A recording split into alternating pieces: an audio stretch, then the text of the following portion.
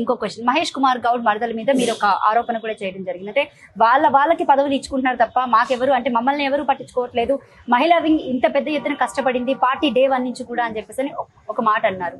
So దాని మీద ఏంటంటే దానికి సంబంధించి ఆయన సీరియస్ గా రియాక్ట్ అయ్యి మీకు త్వరలో నోటీసులు ఇవ్వబోతున్నారు అనే మాట కూడా వినిపిస్తుంది. ఏం చెప్తారు మీరు? వాళ్ళకి ఇవ్వలేదు, ఇచ్చినారని చెప్పి నోటీసులు ఇస్తే మరి మా వాళ్ళకి ఇవ్వలేదని మహేష్ కుమార్ గారిని ఏమనాలి చెప్పండి, మీరు చెప్పండి. మాకు అందులో ఎవరు కూడా తెలియదు.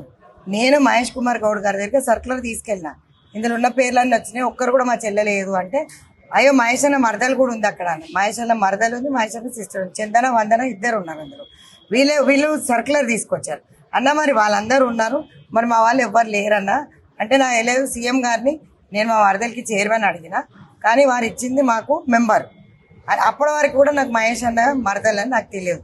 మాకు అప్పుడు అనిపించింది, వారు ఎప్పుడు మేము చూడలేదు, చందన గారిని చూడలేదు, వందన గారిని చూడలేదు, అందులో ఉన్న వాళ్ళని ఎవరిని చూడలేదు. కొత్త వాళ్ళందరూ కూడా పార్టీలు కండువాలు మార్చుకొని వచ్చిన వాళ్ళందరికీ పదవులు వస్తున్నాయి, మాకు రావట్లేదని వాళ్ళ ప్రాబ్లం.